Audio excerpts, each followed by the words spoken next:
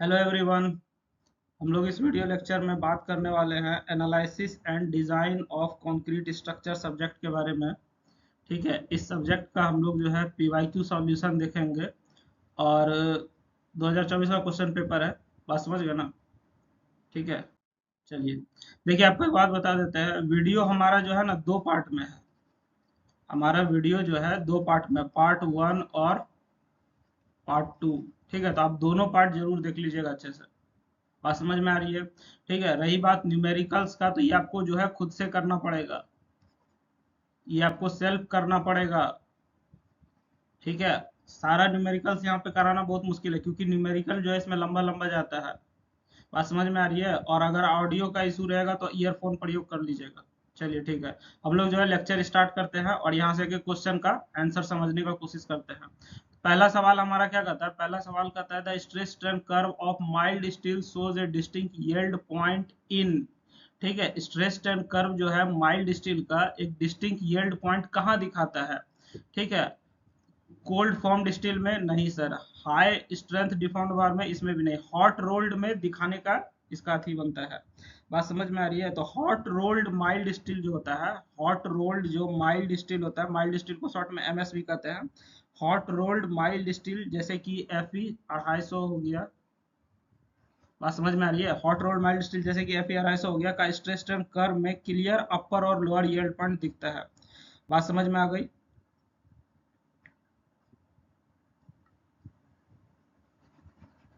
तो इसका मेरे अनुसार से सही आंसर आपका क्या हो जाएगा? हॉट रोल्ड स्टील मेरे अनुसार से सही आंसर हो जाएगा।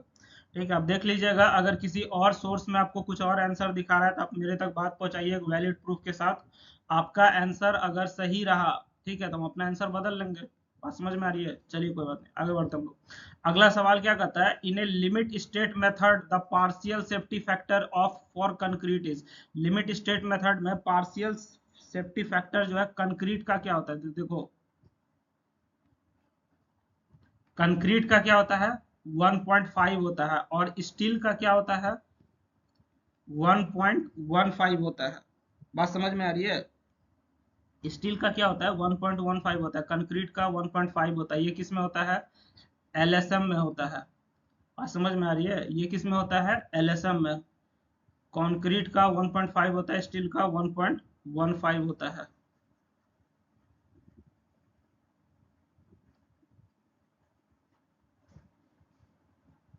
ठीक है, तो इसका सही आंसर क्या हो जाएगा? 1.5 हो जाएगा। In a singly reinforced rectangular beam reinforcement is provided. ठीक है, सिंगली रेनफोर्स्ड रेक्टेंगुलर बीम में रेनफोर्समेंट कहाँ दिया जाता है? एक बात तुमको मालूम होना चाहिए कि हमारा क्या मालूम होना चाहिए सर, कि हमारा जो कंक्रीट होता है, बात समझ में आ रही है? हमारा जो कंक्रीट होता है ये टेंशन में वीक होता है। बात समझ में आ रही है? तो हमारा जो है सिंगली रेनफोर्स, नाम में ही सिंगल है, और रेनफोर्स कहते हैं किसको? छड़ को कहते हैं। बात समझ में आ रही है? तो सिंगली रेनफोर्स मतलब एक ही बार एक ही जगह रेनफोर्समेंट डाला गया, छड़ जो है एक ही साइड डाला गया है। और कंक्रीट में हमारा क्या देखने को मिलता है सर, कि हमारा वीक कहाँ होता है? टेंशन में। तो हम लोग जो है नीचे इसको देना पसंद करते हैं। बात समझ में आ गई? तो हम लोग जो है सर ओनली टेंशन जोन में हम लोग सिंगली रेनफोर्स में रेनफोर्समेंट डालते हैं। ठीक है, डबली रहेगा तो हम लोग नीचे ऊपर दोनों में डालते हैं। तो इसका सही आंसर क्या हो जाएगा sir? Only in tension zone. अगला सवाल हम लोग देख लेते हैं। Two way slabs are preferred over one way slab when the. देखो, टू वे स्लैब कब प्रीफर किया जाता है? टू वे स्लैब जो है कब प्रीफर किया जाता है? Ratio of longer span to shorter span is less than 2। बात समझ में आ गई? अगर ratio of longer span to shorter span 2 से कम हो जाए, तब हमारा जो है टू वे स्लैब प्रीफर किया जाता है। यानी कि आप इस तरीके से भी याद रख सकते हैं, इस तरह से भी लिखा आपको मिल जाएगा, L Y by L X less than equal to 2। अगर ऐसा देखने को मिले तो आपको क्या मिल जाएगा सर? टू वे स्लैब जो है हम लोग प्रीफर करेंगे इस कंडीशन में। बात समझ में आ गई? चलिए, ratio of longer span to shorter span is less than 2। ठीक है, अगला सवाल क्या कहता है, the Young's modulus of steel is approximately, steel का यंग्स मॉडुलस क्या है, 2 × 10⁻5 मेगा पास्कल। याद रखिएगा स्टील का कोई भी फॉर्म हो, मॉडुलस ऑफ स्टील जो है यही रहता है सब में, स्टील का कोई भी फॉर्म हो मॉडुलस ऑफ स्टील जो है यही रहता है। बात समझ गए ना, तो 2 × 10⁻5 इसका सही आंसर हो जाएगा। ठीक है। अच्छा, कहीं कहीं जो है मेगा पास्कल ना लिख के क्या लिखा रहेगा, न्यूटन पर mm² लिखा रहेगा। तो दोनों एक ही चीज है, या तो मेगा पास्कल लिखा रहेगा या तो न्यूटन पर mm² लिखा रहेगा, दोनों का मतलब सेम होता है। ठीक है, बात समझ गए ना, दोनों का यूनिट अलग अलग स्टैंडर्ड में यूनिट है, लेकिन मतलब दोनों का सेम होता है। चलो उसके बाद क्या कहता है, development length increases with, development length किसके साथ इंक्रीज करता है। तो देखो सबसे पहले डेवलपमेंट लेंथ हम लोग एलडी से दिखाते हैं। एलडी बराबर फॉर्मूला होता है phi sigma S by 4 sigma S by 4 tau B D. बात समझ में आ रही है। तो डेवलपमेंट लेंथ का क्या फॉर्मूला होता है, ये फॉर्मूला होता है। ठीक है, अब देखो कि ये हमारा क्या बताता है, यहाँ पे ये जो है ये हमारा क्या बताता है सर, ये हमको डाया बताता है, बार डाया बताता है, बार डायमीटर बताता है। सिग्मा एस हमको क्या बताता है सर, स्ट्रेस बताता है। बात समझ में आ रही है, सिग्मा एस क्या बताता है हमको, स्ट्रेस बताता है। बात समझ में आ गई। टॉप बीडी हमको क्या बताता है, बॉन्ड स्ट्रेंथ बताता है।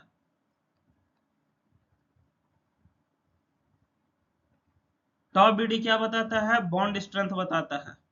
बात समझ में आ गया। चलो देखो क्या कहता है, डेवलपमेंट लेंथ किसके साथ इंक्रीज करेगा, इंक्रीज इन बार डाया। देखो डेवलपमेंट लेंथ एलडी जो है बार डाया के डायरेक्टली प्रोपोर्शनल है, LD directly proportional to bar dia, तो ये लाइन हमारा हो गया सही। दूसरा क्या है, decrease in bond strength, bond strength हमारा क्या है, नीचे वाला है, तो एलडी हमारा जो है inversely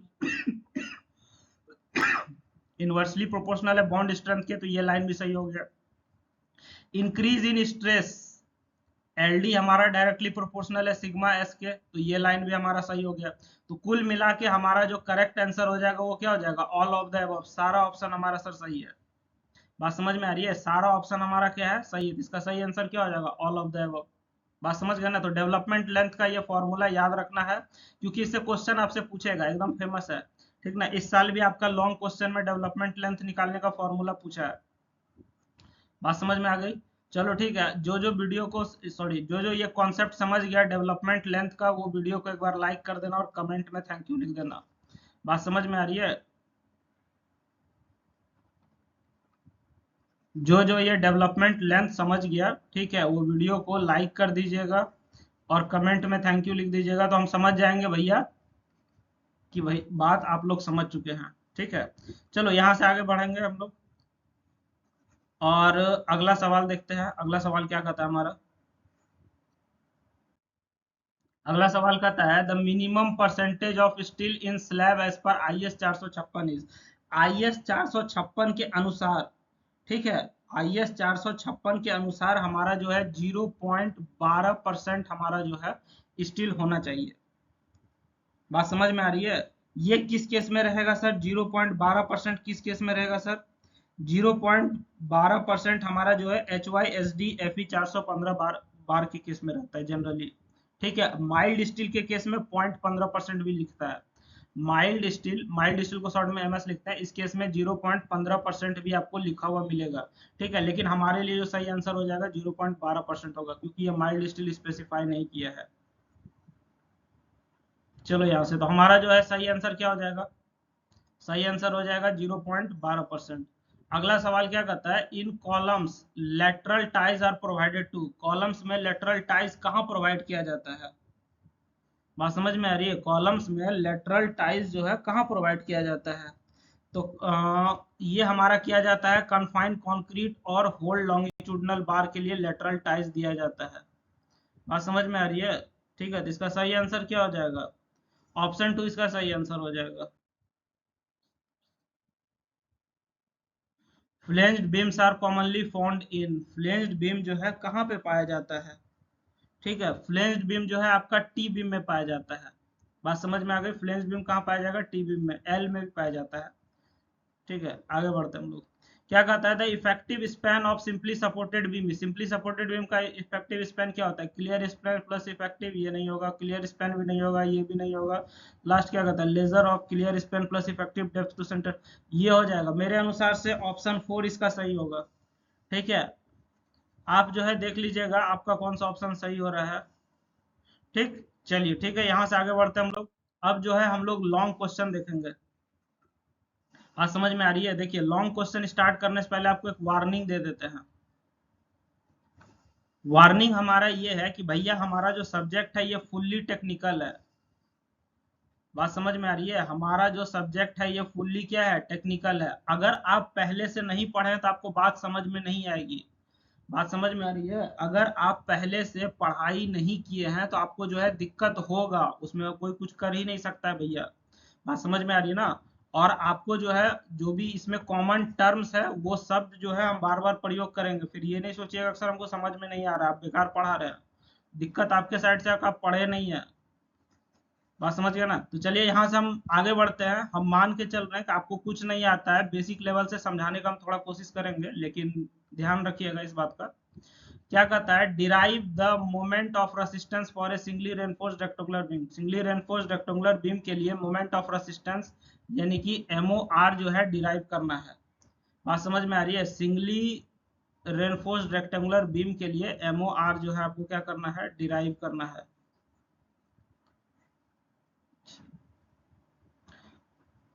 consider a singly reinforced rectangular beam. एक singly reinforced rectangular beam consider कीजिए। बात समझ में आ गई? ठीक है, एक सिंगली रेनफोर्स्ड रेक्टेंगुलर बीम जो है कंसीडर कीजिए, जिसमें कि हमारा क्या क्या चीज रहेगा सर? देखिए, इसमें हमारा क्या रहेगा? Singly reinforced rectangular beam consider कीजिए जिसमें विड्थ ऑफ बीम बी मान के चलिएगा। ठीक है, इफेक्टिव डेप्थ डी मान के चलिएगा, न्यूट्रल एक्सिस एक्स यू मान के चलिएगा। ठीक है, area of tension steel A S T मान के चलिएगा। बात समझ में आ गई? ठीक है, अल्टीमेट लिमिट स्टेट पे हमारा क्या होता है सर? अल्टीमेट लिमिट स्टेट पे हमारा जो है कंप्रेशन फोर्स जो है कंक्रीट में वो हमारा क्या देखने को मिलेगा? 0.36 एफसी के बी एक्स यू देखने को मिलता है। कंप्रेशन फोर्स जो होगा हमारा कंक्रीट में ये कितना देखने को मिलेगा? 0.36 एफसी के बी एक्स यू देखने को मिलता है अल्टीमेट लिमिट स्टेट पे। बात समझ में आ गई?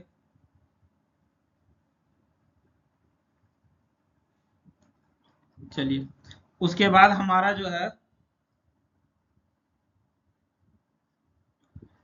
टेंशन फोर्स जो है स्टील में कितना देखने को मिलता है? 0.87 F Y A S T देखने को मिलता है। बात समझ में आ गया? चलिए ठीक है। इक्विलिब्रियम पे क्या होता है? सी और टी बराबर हो जाता है, कंप्रेशन और टेंशन हमारा बराबर हो जाता है। इक्विलिब्रियम पे क्या होता है? सी और टी हमारा बराबर हो जाता है, कंप्रेशन और टेंशन हमारा जो है बराबर हो जाएगा। ठीक है, तो वैसे कंडीशन में जब कंप्रेशन टेंशन बराबर होगा तो 0.36 एफ सी के बी एक्स यू जो है किसके बराबर हो जाएगा? 0.87 एफ वाई एस टी के बराबर हो जाएगा। बात समझ में आ रही है? ठीक है, ये दोनों आपस में क्या हो जाएगा? बराबर हो जाएगा। ठीक ना? लीवर आर्म जो है वो हमारा क्या होता है? लीवर आर्म का फॉर्मूला होता है डी माइनस 0.42 एक्स यू होता है। बात समझ में आ रही है? लीवर आर्म का क्या फॉर्मूला होता है? जेड बराबर डी माइनस 0.42 एक्स यू होता है। ठीक ना? अल्टीमेट मोमेंट ऑफ रेसिस्टेंस क्या होता है? अल्टीमेट मोमेंट ऑफ रेसिस्टेंस निकालने का आपका फॉर्मूला क्या हो जाएगा? सी इंटू जेड हो जाएगा। जेड आपका लीवर आर्म हो जाएगा, सी आपका क्या हो जाएगा? सी हमारा जो है कंप्रेशन फोर्स हो जाएगा।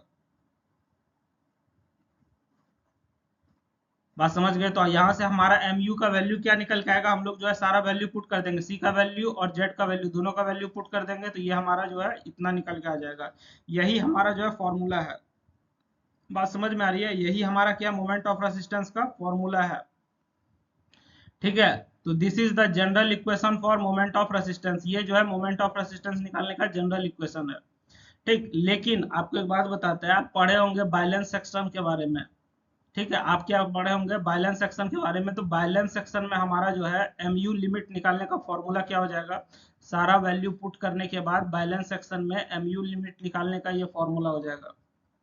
बात समझ में आ रही है? बैलेंस सेक्शन में mu लिमिट निकालने का फॉर्मूला क्या हो जाएगा? 0.138 एफ सी के बी डी स्क्वायर हो जाएगा।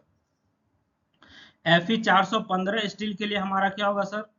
Fe 415 स्टील के लिए हम लोग जो है कुछ एजम्पशन लेके चलते हैं। क्या क्या एजम्पशन है आपको बता देते हैं हम, ऐसे तो आप पढ़े होंगे। प्लेन सेक्शन हमारा जो है प्लेन रहता है बेंडिंग के पहले और बाद में। बात समझ में आ रही है? टेंसाइल स्ट्रेंथ जो है कंक्रीट का नेग्लेक्ट किया जाता है। उसके बाद जो है परफेक्ट बॉन्ड एग्जिस्ट करता है स्टील और कंक्रीट के बीच में। परफेक्ट बॉन्ड कहाँ एग्जिस्ट करता है सर? स्टील और कंक्रीट के बीच में। बात समझ में आ गई? Maximum compressive strain in concrete क्या हो जाएगा? 0.0035 हो जाएगा। मैक्सिमम कंप्रेसिव स्ट्रेन जो है कंक्रीट में कितना हो जाएगा? 0.0035 हो जाएगा। बात समझ में आ गई?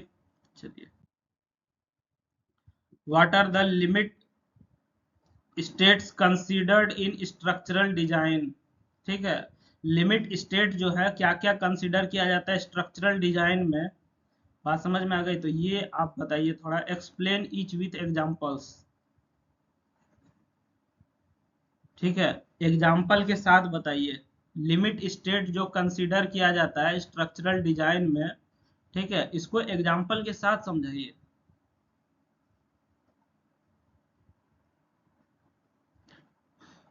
तो हमारा जो लिमिट स्टेट होता है, ठीक ना, देखो लिमिट स्टेट का मतलब क्या होता है? ठीक है, लिमिट स्टेट का मतलब होता है एक ऐसा लिमिट। लिमिट स्टेट का मतलब क्या हो गया? एक ऐसा लिमिट, ठीक है, जहां पे हमारा स्ट्रक्चर का सिर्फ, सॉरी फिर से देखिएगा, फिर से देखिएगा इस चीज को। ठीक है, हम थोड़ा डिस्टर्ब हो गए थे।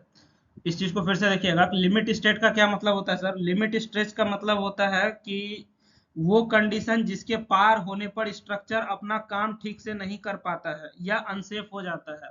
बात समझ में आ रही है? लिमिट स्टेट का मतलब होता है वो कंडीशन जिसके पार होने के बाद स्ट्रक्चर जो है अपना काम सही से नहीं कर पाता है। बात समझ में आ रही है? या फिर हमारा जो है अनसेफ हो जाता है। ठीक है, लिमिट स्टेट का मतलब होता है वो कंडीशन जिसके पार होने पर स्ट्रक्चर अपना काम ठीक से नहीं कर पाता है या अनसेफ हो जाता है, उसको हम लोग क्या कहते हैं? लिमिट स्टेट कहते हैं। बात समझ में आ रही है? A condition beyond which A structure becomes unsafe, जिसके बाद स्ट्रक्चर जो है अनसेफ हो जाता है, वो इस्तेमाल होने के लिए नहीं होता है, उसको हम लोग लिमिट स्टेट कहते हैं।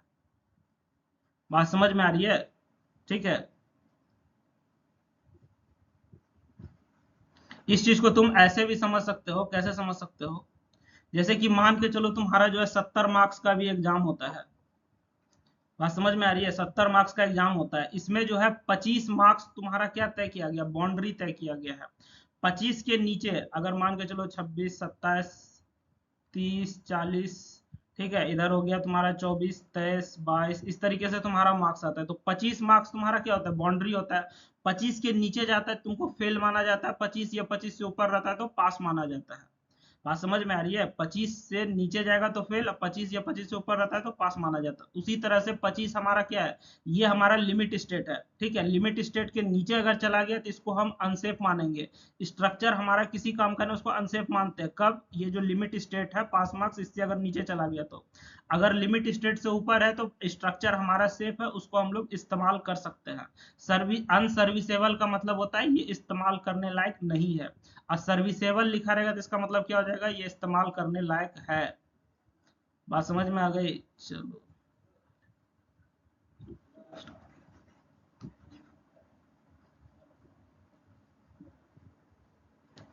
लिमिट स्टेट का टाइप बताते हैं।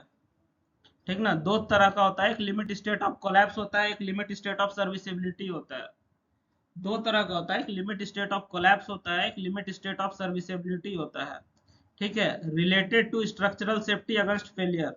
लिमिट स्टेट ऑफ कोलैप्स हमको क्या देता है सर? स्ट्रक्चरल सेफ्टी देता है। लिमिट स्टेट ऑफ कोलैप्स हमको क्या देता है? स्ट्रक्चरल सेफ्टी देता है फेलियर के अगेंस्ट। बात समझ में आ गई? लिमिट स्टेट ऑफ कोलैप्स क्या देता है? स्ट्रक्चरल सेफ्टी देता है फेलियर के अगेंस्ट। बात समझ में आ गई? चलिए, तो ये 5 तरह का सेफ्टी हमको देता है। पहला flexor, compression, shear, torsion, buckling. बात समझ गए ना? ये 5 तरह का हमको सेफ्टी देता है। Flexor, compression, shear, torsion, buckling. बात समझ गए? चलिए, इसका एग्जांपल क्या हो जाएगा? लिमिट स्टेट ऑफ कोलैप्स ये हमको स्ट्रक्चरल सेफ्टी देता है फेलियर के अगेंस्ट। तो इसमें 5 चीज आता है, क्या क्या बता दिए, फ्लेक्सर, कंप्रेशन, शियर, टॉर्सन और बकलिंग आ जाता है इसके अंदर। Failure of beam due to excessive bending moment, अगर कोई बीम आपका फेल कर जाए, बीम कहाँ पे होता है, छत में लगा हुआ बीम होता है, छत में जो तुम्हारा दिखता है ना वो बीम होता है, बात समझ गया। तो अगर बीम जो है एक्सेसिव बेंडिंग मोमेंट की वजह से फेल कर जाए तो वो हमारा क्या हो जाएगा, लिमिट स्टेट ऑफ कोलैप्स कहलाता है।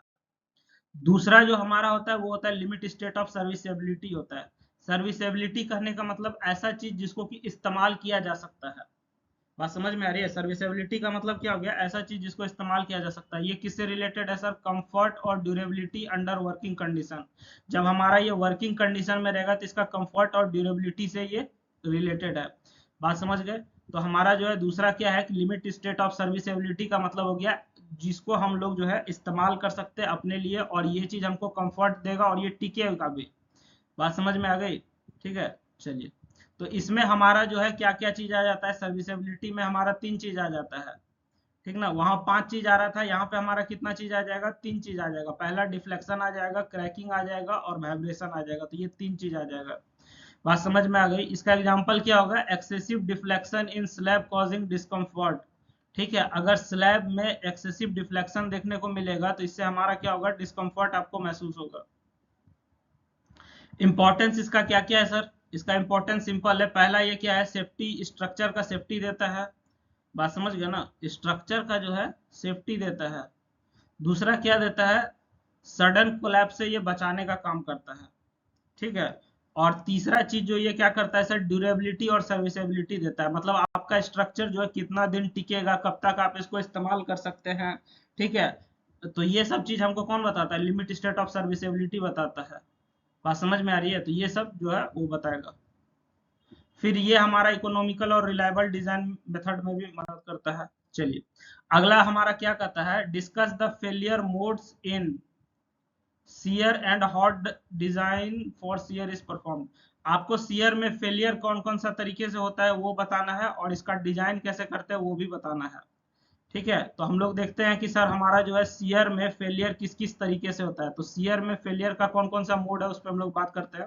पहला हमारा डायगोनल टेंशन फेलियर होता है, ठीक है। दूसरा हमारा जो है शियर कंप्रेशन फेलियर होता है, और तीसरा जो है फ्लेक्सर शियर फेलियर होता है। बात समझ में आ गई। तो ये 3 तरीके से हमारा जो है देखने को मिलता है शियर में फेलियर। डायगोनल टेंशन फेलियर का क्या मतलब होता है सर, डायगोनल टेंशन फेलियर का मतलब है ये तब होता है जब प्रिंसिपल टेंसाइल स्ट्रेस कंक्रीट के टेंसाइल स्ट्रेस से ज्यादा हो जाता है। इसमें हमारा जो है 45 डिग्री इंक्लाइंड, इसमें हमारा क्या होता है सर, 45 डिग्री इंक्लाइंड पर क्रैक बनता है। ये एक तरह का ब्रिटल और सडन फेलियर माना जाता है, ठीक है। 45 डिग्री इंक्लाइंड पे इस पे क्रैक बनेगा और ये एक तरह का ब्रिटल फेलियर माना जाता है, ठीक है। ब्रिटल फेलियर क्या होता है, ये अचानक से टूट जाता है। इसमें टूटने से पहले आपको कोई भी सिम्टम नहीं दिखेगा, कोई लक्षण नहीं दिखेगा कि टूटेगा कि नहीं टूटेगा, बस अचानक से टूट जाएगा।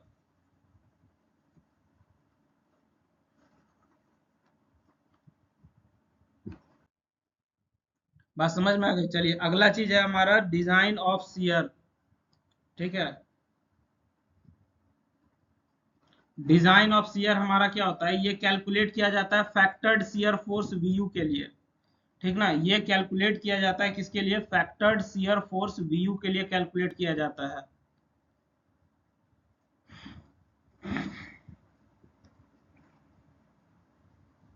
फैक्टर्ड शियर फोर्स वीयू के लिए कैलकुलेट किया जाता है। दूसरा हमारा क्या हो जाएगा, फिर हम लोग जो है nominal shear stress tau we calculate करेंगे V U by B D. सबसे पहले हम लोग वी यू निकालेंगे, दूसरा हम लोग क्या करेंगे sir, V U by B D निकाल लेंगे, ठीक है, जो कि हमको क्या दे देगा, टॉ वी दे देगा।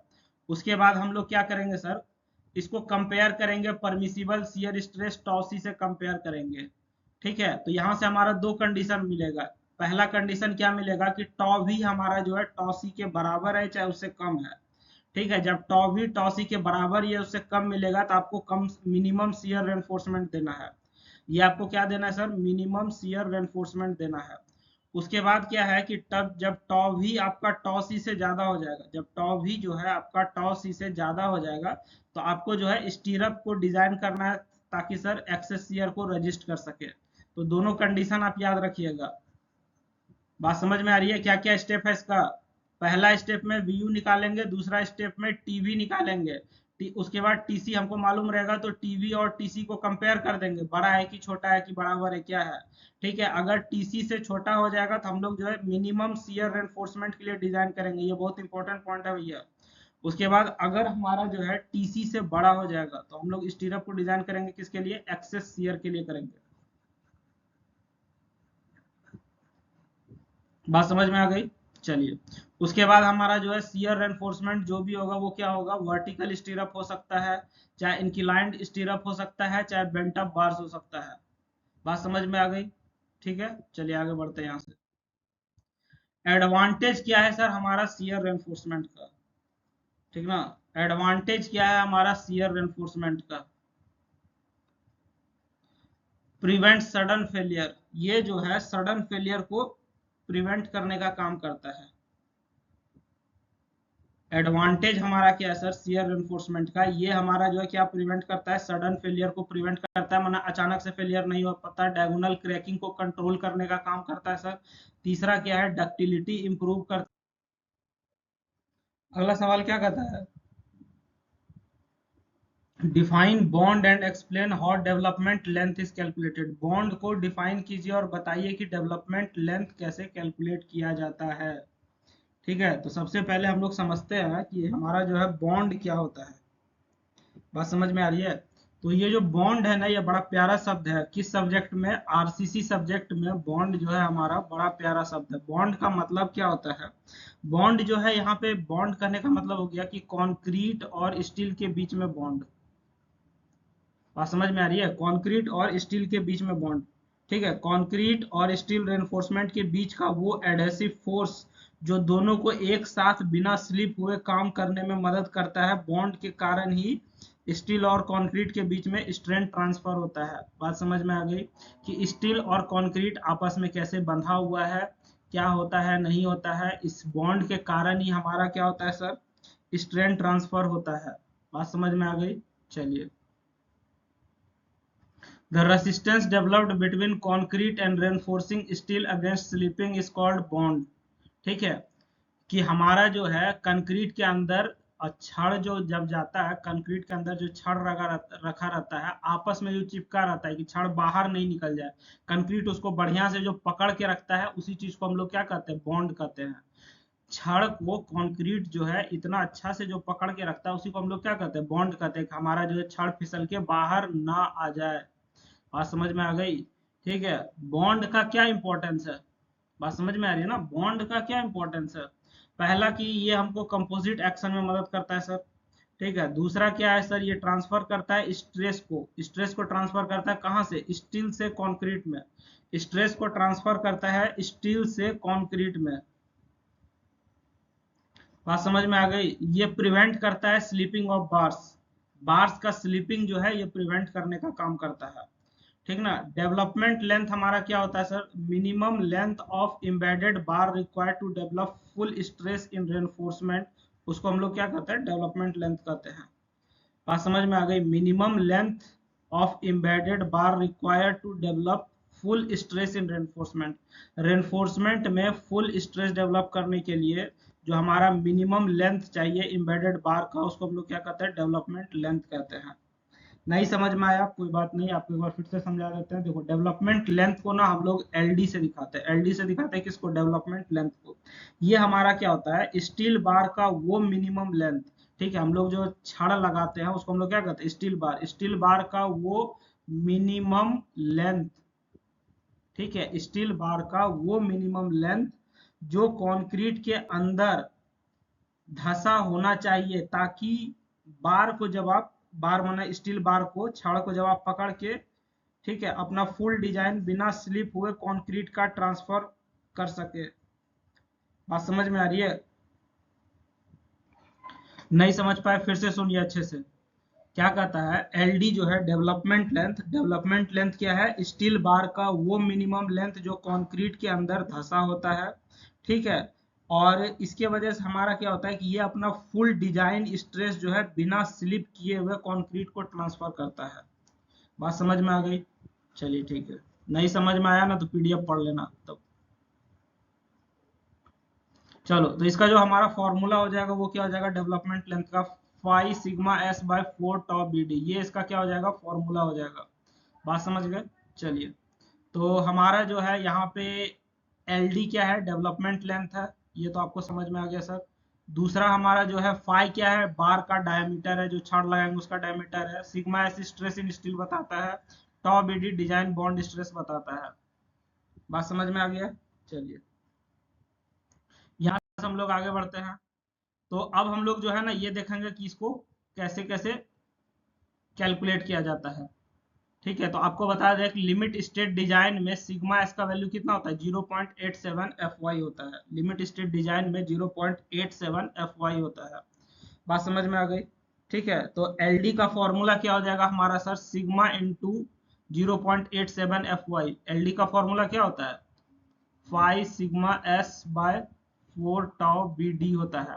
ठीक है, सिग्मा एस का वैल्यू हम लोग यहाँ से पुट करेंगे कितना, 0.87 एफ वाई पुट करेंगे। सिग्मा एस का वैल्यू क्या पुट करेंगे, 0.87 एफ वाई पुट करेंगे, तो यहाँ से हमारा क्या निकल के आ जाएगा, डेवलपमेंट लेंथ निकल के आ जाएगा।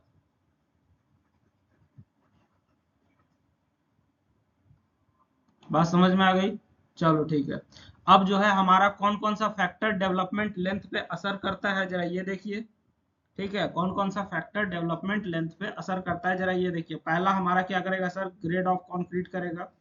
बात समझ में आ गई। पहला क्या चीज असर करेगा सर, कंक्रीट ग्रेड, किस ग्रेड का कंक्रीट है, M20 है, M25 है, M30 है, कौन सा ग्रेड का कंक्रीट है, उस पे ये असर करेगा कि हमारा डेवलपमेंट लेंथ क्या रहेगा।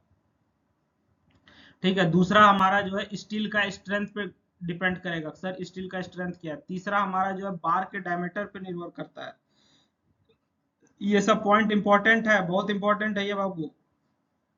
ठीक है, तीसरा किस पे डिपेंड करेगा, हमारा जो छड़ है उसका डायमीटर पे करेगा। चौथा हमारा सरफेस कंडीशन पे, बार का जो हमारा सरफेस कंडीशन है उस पे निर्भर करेगा। बात समझ में आ गई। चलिए, अगला स्लैब क्वेश्चन जो है ना उसमें वन वे स्लैब और टू वे स्लैब बताना है, दोनों के बीच में अंतर बताना है। तो पहले हम समझा देते हैं कि वन वे स्लैब क्या है, टू वे स्लैब क्या है। देखो, ये जो फोटो देख रहे हो ये वन वे स्लैब है, ये टू वे स्लैब है। नीचे नाम लिखा हुआ तो समझ में आ रहा है, दोनों में अंतर कहाँ है देखो। इसमें क्या है कि एक साइड नीचे दीवार है, इधर भी दीवार है, बस दो ही साइड दीवार है। बात समझ में आ रही है, इसमें जो है दो साइड दीवार है, यानी कि दो ही साइड सपोर्ट है। और टू वे स्लैब में देखो चारों साइड दीवार है, मतलब चारों साइड से सपोर्ट है। वन वे स्लैब में हमारा जो है सपोर्ट कितना साइड से, एक साइड इधर हो गया, एक साइड इधर हो गया, दो साइड से सर। और टू वे में क्या हो गया, चारों साइड से सपोर्ट है। बात समझ गया ना। तो हम लोग जो घर का छत बनाते हैं उसमें हम लोग क्या डाल रहे हैं, टू वे स्लैब डाल रहे हैं। ठीक है, तो ये चीज आप देख लीजिए। अब हम लोग यहाँ से क्या करेंगे, दोनों के बीच में अंतर समझते हैं। तो हम लोग जो है वन वे स्लैब और टू वे स्लैब के बीच में अंतर समझेंगे। स्केच जो है हम पहले बना चुके हैं, आप देख लीजिएगा, स्केच अभी बना हुआ था। तो हम लोग जो है ये अंतर किसी न किसी चीज के आधार पे समझेंगे, इधर वन वे स्लैब देखेंगे, इधर टू वे स्लैब देखेंगे। सबसे पहला जो है लोड ट्रांसफर के आधार पे, तो वन वे स्लैब में एक ही डायरेक्शन में लोड ट्रांसफर होता है। ठीक है, टू वे स्लैब में जो है दोनों डायरेक्शन में लोड ट्रांसफर होता है। स्पैन रेशियो का अगर बात किया जाए तो इसमें हमारा जो है longer span by shorter span का जो रेशियो है वो ग्रेटर देन 2 होता है वन वे में। इसमें क्या होता है sir, less than equal to 2 होता है। ठीक है, टू वे स्लैब में क्या होता है, लेस देन इक्वल टू 2 होता है। Longer span by shorter span, longer span को एल वाई से दिखाते हैं, शॉर्टर स्पैन को एल एक्स से दिखाते हैं। ये ग्रेटर देन इक्वल टू 2 होगा किस केस में सर, टू वे स्लैब के केस में। वन वे स्लैब के केस में हमारा क्या होगा, L Y by L X greater than 2 हो जाएगा। बात समझ में आ गई।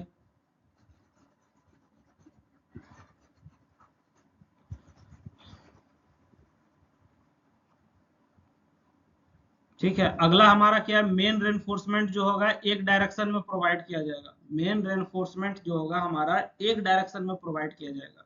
ठीक है, और इसमें जो है टू वे स्लैब है, इसमें दोनों डायरेक्शन में मेन रेनफोर्समेंट प्रोवाइड किया जाएगा। बेंडिंग जो है इसमें एक ही डायरेक्शन में होगा। ठीक है, इसमें जो है बेंडिंग दोनों डायरेक्शन में होगा। बात समझ में आ रही है, इसमें बेंडिंग जो है एक ही डायरेक्शन में होगा, इसमें बेंडिंग जो है दोनों डायरेक्शन में होगा। समझ गए। तीसरा कंडीशन जो है, उसके बाद तीसरा हम लोग देखेंगे support condition. Supported mainly of on two opposite sides, ये जो है दो अपोजिट साइड पे सपोर्ट होता है। ठीक है। टू वे स्लैब में क्या होता है कि ये सपोर्ट किया जाता है चारों साइड से। अभी आपको फोटो में देखिए कि ये टू वे स्लैब में नीचे चारों साइड से सपोर्ट है, और वन वे में क्या होता है, दो ही साइड से सपोर्ट होता है। फिगर में आपको दिखाया। शेप ऑफ डिफ्लेक्टेड सरफेस, इसमें सिलिंड्रिकल दिखता है, इसमें डिश शेप का दिखता है। बात समझ में आ रही है? इसमें जो है सिलिंड्रिकल दिखेगा वन वे में, इसमें डिश शेप का दिखता है। इकोनॉमी का बात किया जाए सर, तो ये हमारा जो है लेस इकोनॉमिकल होता है, स्क्वायर रूम्स के लिए ये बनाया जाता है, सस्ता पड़ता है, सॉरी महंगा पड़ जाता है। ये हमारा मोर इकोनॉमिकल होता है स्क्वायर रूम्स के लिए अगर बनाया जाए तो। बात समझ में आ रही है? ये हमारा जो इसका एग्जांपल क्या हो जाएगा, वरांडा में हम लोग जो स्लैब देते हैं ये इसका एग्जांपल हो जाएगा, और रूम का जो छत होता है वो हमारा टू वे स्लैब हो जाएगा। वरांडा के ऊपर जो हमारा स्लैब दिया जाता है वो क्या हो जाएगा, वन वे स्लैब हो जाएगा। बात समझ में आ रही है? और रूम में जो स्लैब देते हैं हम लोग, रूम का जो छत होता है वो क्या हो जाएगा, टू वे स्लैब हो जाएगा। तो ये चीज आप याद रखिएगा, ये बहुत इंपॉर्टेंट है, ये क्वेश्चन रिपीट करेगा आपका। बात समझ में आ रही है? ये क्वेश्चन बहुत इंपॉर्टेंट है, इसका रिपीट करने का चांस आपका रहता है। समझ गए? चलिए, तो यहाँ पे आके हमारा जो है लेक्चर समाप्त होता है। अगर आपको किसी भी तरह का डाउट हो, कोई भी बात समझ में नहीं आया, तो आप हमसे कमेंट, चैट, कॉल, व्हाट्सअप जैसे भी हो आप पूछिए जरूर, क्योंकि हम पढ़ाएं तो डाउट लेना हमारा काम है। ठीक है। दूसरा प्रॉब्लम क्या हो सकता है कि आपको जो है बहुत सारा टेक्निकल टर्म समझ में नहीं आया होगा, तो भैया ये आपकी गलती है, आपने शुरू से पढ़ाई नहीं की है। बात समझ में आ गई? चलिए ठीक है। हम कहेंगे कि आपको ये पीडीएफ जो है हमारा टेलीग्राम पे मिल जाएगा, ठीक ना? पीडीएफ जो है टेलीग्राम पे चाहे ऐप पे मिल जाएगा, आप देख लीजिएगा कहाँ पे अवेलेबल है। हम कहेंगे आप पीडीएफ को 2 से 3 बार पढ़ लीजिए, ठीक है। और आप क्या कीजिएगा, हर टाइप का न्यूमेरिकल का एक इंपॉर्टेंट टॉपिक हम बनाए हुए अलग से वीडियो है यूट्यूब पे। इंपॉर्टेंट टॉपिक का अलग से यूट्यूब पे वीडियो अवेलेबल है। इसमें जो जो टॉपिक लिखा हुआ है सब पे कम से कम 2-2 एग्जाम्पल्स देख के जाइए। बात समझ में आ रही है? क्वेश्चन आपसे छूटेगा ही नहीं भाई। और सबसे इंपॉर्टेंट बात आपको बताते हैं, आपको कॉपी पूरा भर के आना है। बात समझ में आ रही है? कॉपी पूरा भर के आना है। सही हो गलत हो कोई मायने नहीं रखता है, ठीक है। कॉपी भरा रहेगा, 100% रखो कि 40 से 50 नंबर आ ही जाएगा, क्योंकि कॉपी चेक ही नहीं होता है भाई, उतना बैठ के टीचर कैलकुलेशन थोड़ी करेंगे। बात समझ रहे हैं ना? और हर एक स्टूडेंट का आंसर इस सब्जेक्ट में अलग अलग आता है, न्यूमेरिकल का आंसर हर स्टूडेंट का अलग अलग आता है, तो कॉपी चेक होता नहीं है सही से। बात समझ में आ रही है? अगर तुम्हारा कॉपी भरा रहेगा 40-50 नंबर तो कोई काट ही नहीं सकता है, तो इसलिए कॉपी भर के आना है। बात समझ गए? चलिए ठीक है, हमारा लेक्चर यहीं पे समाप्त होता है। आप जो है पार्ट 2 जरूर देखिएगा और वीडियो को शेयर कर दीजिएगा। बात समझ में आ रही है? आपको क्या बोल रहे हैं, आप हमारा जो है वीडियो का पार्ट 2 जरूर देखिएगा, उसमें भी कुछ क्वेश्चन बताएं जो कि इंपॉर्टेंट है, रिपीट करेगा। और वीडियो को एक बार जो है शेयर कर दीजिएगा, ठीक ना? अगर आपको जो है लेक्चर अच्छा लगा है, अगर अभी तक लाइक नहीं किया ना, तो एक बार लाइक भी कर दीजिएगा। चलिए ठीक है। ये सबसे हमारा भी फायदा है, आपका भी फायदा है। आपका दोस्त को शेयर कीजिएगा, आपका दोस्त दुआ देगा, हमारा फायदा ये हो जाएगा, थोड़ा वीडियो ज्यादा चलेगा तो ज्यादा यूट्यूब उसको सपोर्ट करेगा। समझ गए? चलिए ठीक है, thank you everyone, good luck for your exam. हम लोग मिलते हैं नेक्स्ट लेक्चर में।